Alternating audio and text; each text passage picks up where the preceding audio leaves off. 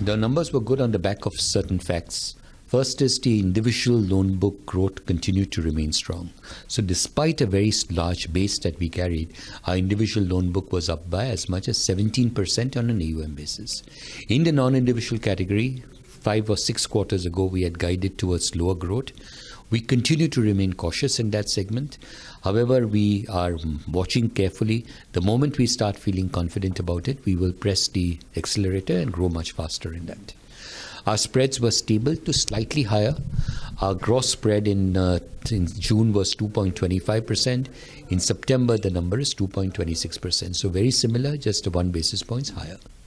Non-performing loans were again reasonably similar as the last quarter. June non-performing loans were 1.29%. September non-performing loans are 1.33%. And the 4 basis points rise that you see in non-performing loans has largely come in the non-individual segment. The other benefit we've had, as you said correctly, is the GRU sale. So to be compliant with the RBI directive of having not more than 9% shares in Bandhan, we had to sell some shares in GRU, and we realized some profit which has been booked in this quarter. Also, very importantly, the new tax regime. We have adopted the new tax regime. Based on the new tax regime, the tax rate has come down.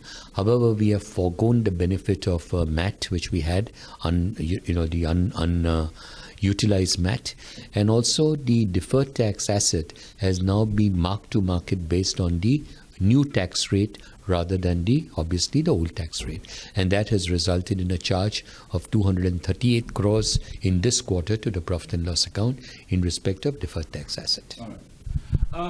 Just to get a sense of, the non-individual book. Now, of course, I'll come to the individual part of the story. But when we're speaking about that, now the stress has been going on for a while now. This is not something that started this quarter. In terms of where do you see this going and how soon do you think this should turn around? Because you said that you're ready to press the accelerator as soon as you see signs. What are these signs that you're looking for? See, in the affordable housing segment, still by and large things are reasonably good, in good shape. The problem is as you get a little higher into the market, so in the mid-level segment or in the higher income segment, that is where the problem is the maximum. One of the causes for the problem is the unavailability of last mile funding. So what happens is typically in a real estate project, 60 to 70 to 80% of the project gets funded pre-funded. Right. The remaining 20-30% historically used to come from sale of under construction properties. Right. Now, for a variety of reasons, people are reluctant to buy property today while it's under construction. So people tend to prefer to wait for the construction to get completed and only then buy the property. So that last mile funding which used to come from sale of under construction properties, that has slowed down considerably. And therefore you see a lot of projects which are 60, 70, 80% completed. Now in many of these projects, there is still a lot of equity that is left.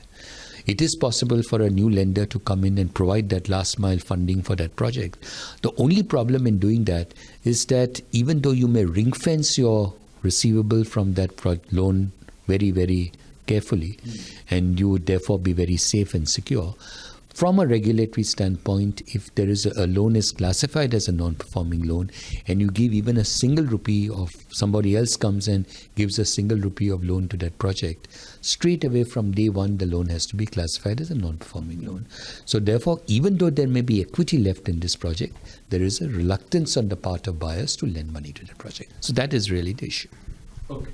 How do you cut that? Because the government had suggested something of a real estate fund which would help these projects complete that last mile funding, but that hasn't really come into light yet. So how else do you take care of this issue?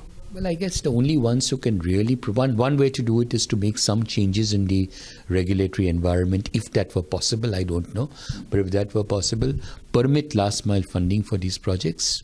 At least in projects where there is still so much of equity that is left over. That's probably one way of handling it. The other way is that I'm sure the government is working on the fund structure which they had, which the finance minister announced, and soon hopefully we will get the structure. We as HDFC would be willing to put in some money into that fund, and then hopefully that fund takes off well. You talked about the individual loan book and specifically within that the affordable housing segment and how you're seeing a lot of growth there. For the rest of the book, apart from the affordable housing lending, for the rest of the book, what is the growth situation looking like, and if there are any stresses emerging from that? Because there again, 0.73 is a very small number, but compared to your book, but still, is there any specific area of stress? To be very honest with you, we have not seen any. I mean, there's always going to be a little problem here and there.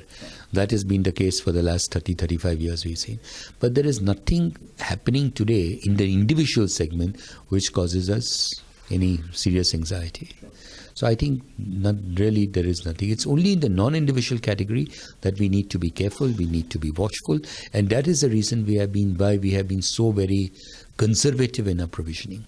We built up a provision cover which is so much higher than what is required by regulation. From a regulatory standpoint, we need a provision on a balance sheet basis of 3,559 crores. 3,559 crores.